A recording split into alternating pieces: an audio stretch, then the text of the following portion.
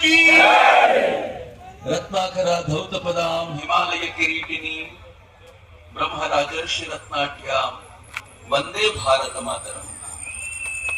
ವೇದಿಕೆ ಮೇಲಿರುವ ನನ್ನ ಎಲ್ಲ ಆದರಣೀಯ ಸನ್ಮಿತ್ರರಿಗೆ ಪ್ರೀತಿಪೂರ್ವಕವಾದ ನಮಸ್ಕಾರ. ಭರ್ಜರಿಯಾದ ಸಂಖ್ಯೆಯಲ್ಲಿ ಮಿತ್ರ ಪುನೀತನಿಗೆ ಬೆಂಬಲ ಕೊಡ್ಲಿಕ್ಕೆ ಅಂತ ಬಂದಿರುವಂತ ಅಥವಾ ಅವನು ತೆಗೆದುಕೊಂಡಿರುವಂತ ಈ ಹೋರಾಟಕ್ಕೆ, ಈ ಹೋರಾಟ ಗುರಿ ಮುಟ್ಟುವವರೆಗೆ ಬೆಂಬಲ ಕೊಡ್ತೀವಿ ಅಂತ ಹೇಳಿ ಬಂದಿರುವಂತ ಎಲ್ಲ ಸನ್ಮಿತ್ರರಿಗೂ ಪ್ರೀತಿಪೂರ್ವಕವಾದ ನಮಸ್ಕಾರ. ನಾನು ಹೇಳಿರೋ ಮಾತು ಕೇಳಿಸ್ಕೊಂಡಿದ್ದೀರಾ ಅಂತ ಅನ್ಕೊಂಡಿದ್ದೀನಿ. ಹೋರಾಟ ಗುರಿ ಮುಟ್ಟುವ ಮಧ್ಯೆ ಬಿಡೋಂಗಿಲ್ಲ.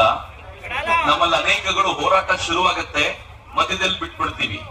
ನಮ್ಗೊಂದ್ ಸ್ವಲ್ಪ ದಿನ ಹಿಂದೂಗಳಲ್ಲಿರುವಂತ ಒಂದು ದೊಡ್ಡ ದೌರ್ಬಲ್ಯ ಏನು ಅಂತಂದ್ರೆ, ಉತ್ಸಾಹ ಆರಂಭದಲ್ಲಿ ಜೋರಾಗಿರುತ್ತೆ, ನಿಧಾನವಾಗಿ ಡೌನ್ ಆಗ್ತಾ ಹೋಗುತ್ತೆ. 28 ಕೆಲಸ ಬರುತ್ತೆ ಅವರಿಗೆ ಅಂತ.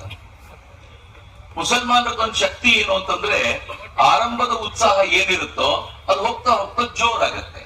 ಕಾರಣ ಇದೆ ಅದಕ್ಕೆ, ಇದನ್ನು ಬಹಳ ಗ್ರೇಟ್ ಏನಲ್ಲ. ಕಾರಣ ಏನು ಅಂತಂದ್ರೆ ಒಂದು ಮತಾಂಧತೆ ಇದೆ ಅವರಿಗೆ. ಆ ಮತಾಂಧತೆಯ ಕಾರಣಕ್ಕೋಸ್ಕರ ಉತ್ಸಾಹ ಜಾಸ್ತಿ ಆಗ್ತಾ ಹೋಗುತ್ತೆ.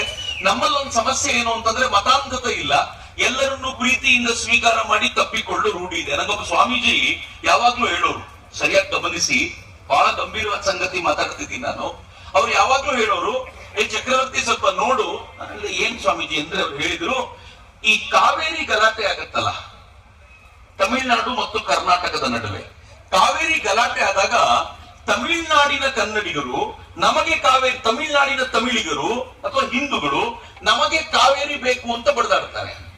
ಕರ್ನಾಟಕದ ಹಿಂದೂಗಳು ಕಾವೇರಿ ನಮಗೆ ಬೇಕು ಅಂತ ಬಡದಾಡ್ತಿರ್ತಾರೆ. ಮುಸ್ಲಿಮರು ಏನ್ ಮಾಡ್ತಿರ್ತಾರೆ? ಸೀರಿಯಸ್ಲಿ ಯೋಚನೆ ಮಾಡ್ಬೇಕಾಗಿರೋ ಪ್ರಶ್ನೆ. ನಮಗೆ ನಾವು ಇಲ್ಲಿ ಕೂತಾಗ ಇವನ್ ತಮಿಳಿಯನ್ನು, ಇವನ್ ಕನ್ನಡಿಗ ಅಂತ ಹಿಂದೂಗಳನ್ನ ಡಿವೈಡ್ ಮಾಡ್ಲಿಕ್ಕೆ ಸಿಕ್ಬಿಡುತ್ತೆ. ಆದ್ರೆ ಮುಸಲ್ಮಾನರು ಯಾವತ್ತು ತಮಿಳಿಯನ್ ಕನ್ನಡಿಗ ಅಂತ ಡಿವೈಡ್ ಆಗಿದ್ದಾರ?